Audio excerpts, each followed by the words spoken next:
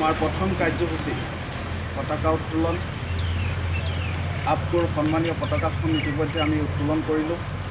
এই আমাৰ মাননীয় শিলা দেউৰী শ্ৰীযুত ৰংকিয়াম তেৰণ ডাঙৰীয়া জনলৈ অনুৰোধ জনাইছোঁ। এতিয়া আমি শ্ৰদ্ধাৰ শ্ৰীযুতা শিলা দেউৰী শ্বহীদ তৰ্পণ অনুষ্ঠানটো আৰম্ভ কৰিবলৈ আমি অনুৰোধ জনাইছোঁ।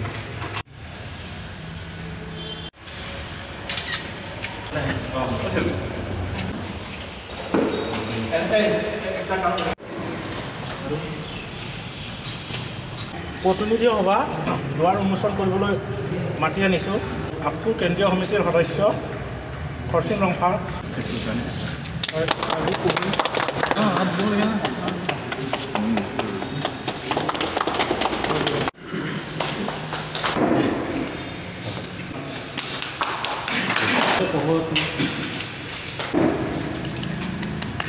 এখন পোহৰে আলোচনা জনাবলৈ 1993 চনৰ 30 এপ্ৰিলত গুৱাহাটী গৌৰী সদনত আপকোৰ জন্ম হৈছিল আৰু সেই অনুপাতে আমাৰ কাৰ্বি আংলং জিলাতো আমি আপকো গঠন কৰিছিলোঁ। প্ৰথমতে আমাৰ দেওপানীত তদৰ্থ সমিতি গঠন হৈছিল। তাত এই অধমে সভাপতিত্ব কৰিছিল যিখন তদৰ্থ কমিটি।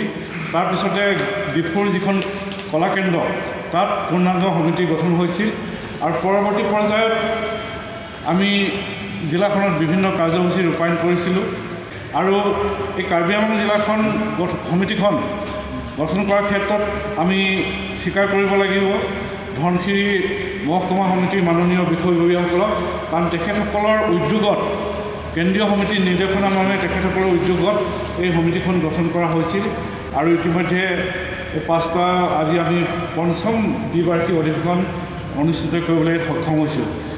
আজি এই প্ৰতিনিধি সভা আৰু বিষয় বাছনি সভাখনি আনুষ্ঠানিকভাৱে উদ্বোধন কৰিলে বুলি মই ঘোষণা কৰিলোঁ।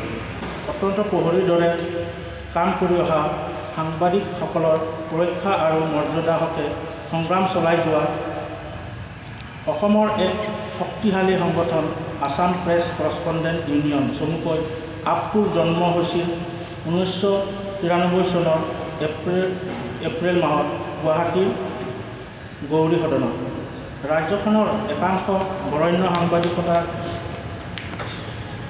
প্ৰচেষ্টাত গঠন হোৱা আছাম প্ৰেছ কৰস্পণ্ডেণ্ট ইউনিয়ন চমুকৈ আপকোৰ এখনি জিলা সমিতি হ'ল কাৰ্বি আংলং জিলা আপকোৰ। আজিৰ এই সভাত মই কাৰ্বি আংলং জিলা আপকোৰ 2023 আৰু 2024 বৰ্ষৰ সম্পাদকৰ প্ৰতিবেদন দাঙি ধৰিলোঁ। আমাৰ অজ্ঞাতে ভুল ভ্ৰান্তি হোৱাৰ স্বাভাৱিক, তাৰ বাবে সকলোৰে ওচৰত ক্ষমা বিচাৰিছোঁ। শ্ৰদ্ধাভাজন প্ৰতিনিধিবৰ্গ, 2023 চনৰ 11 এপ্ৰিলত দহমকা নগৰৰ নিকটৱৰ্তী দিক্ৰুটপি অৰ্থাৎ ভেলুঘাট জলপ্ৰপাতস্থলীত অনুষ্ঠিত চতুৰ্থ বাৰ্ষিক অধিৱেশনত বিষয় বাছনি সভাৰ মাননীয় শ্ৰীযুত দিগন্ত মহন্তদেৱৰ সভাপতিত মুখ সম্পাদক আৰু অন্যান্য বিষয়ববীয়া তথা সদস্যৰে 15জনীয়া কাৰ্বি আংলং জিলা সমিতি গঠন কৰা হয়। 2কৈ বৰ্ষ কাৰ্যনিৰ্বাহ কৰি বিভিন্ন ভুল শুদ্ধৰ মাজেৰে আজিৰ বিশেষ দিনটোত উপস্থিত হৈছিল। পুৰণি নতুন সকলো সদস্য একত্ৰিত হৈ এখন নতুনকৈ জিলা সমিতি গঠন কৰাৰ লগতে ভৱিষ্যতে কাৰ্বি আংলং জিলাত উন্নতি কৰাৰ লগতে আমাৰ আপকো কেন্দ্ৰীয় সমিতিলৈও আপোনালোকৰ বহুমূলীয়া বৰঙণি আগবঢ়াব আশা কৰি আজিৰ অন্তিমখন যি আমাৰ বাৰ্ষিক অধিৱেশন দ্বিবাৰ্ষিক অধিৱেশনৰ মজিয়াৰ পৰা মই আপোনালোকৰ ওচৰত হাতযোৰ কৰি ক্ষমা প্ৰাৰ্থনা মাগি মই আপকোৰ সভাপতি পদৰ পৰা পদত্যাগ কৰিছোঁ। ধন্যবাদ। আমাৰ যিহেতু কাৰ্বি আংলং জিলা সমিতিত পৰ্যবেক্ষক হিচাপে তিনিজন পৰ্যবেক্ষক নিয়োগ কৰিছিল আৰু ইতিমধ্যে আমি আজি উপস্থিত হ'লোহি।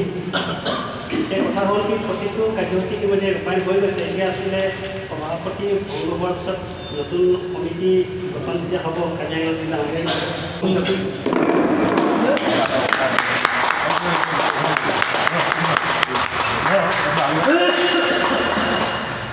অনুমোদন জনোৱা হ'ল।